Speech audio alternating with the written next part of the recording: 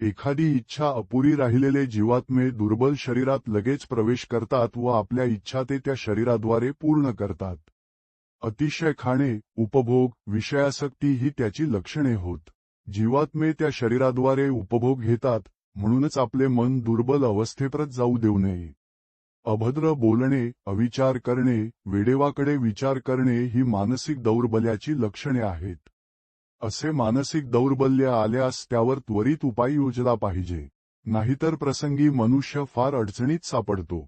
ईश्वरसान्निध्य हाच त्याच्यावर श्रेष्ठ उपाय आहे. योग्य उपासना करून दुर्बलता कमी करता येते. ज्या घराण्यातून अजिबात संस्कार केले जात नाहीत, तेथेच अशा मानसिक दौर्बल्याचा प्रादुर्भाव होतो. मनुष्याने त्याच्या शरीराचा व मनाचा समतोल नित्य सांभाळणे आवश्यक असते व त्यासाठी मनुष्याचे शरीर व मन ही दोन्ही सुदृढ ठेवण्यासाठी नित्य सत्संगाची, परमेश्वराच्या नामस्मरणाची गरज असते.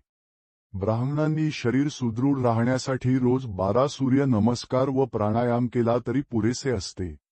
मनुष्याचे शरीर हे अतिव्यायामाने पुष्टही होता कामा नये, नाहीतर त्याची बुद्धी भ्रष्ट होऊ लागते.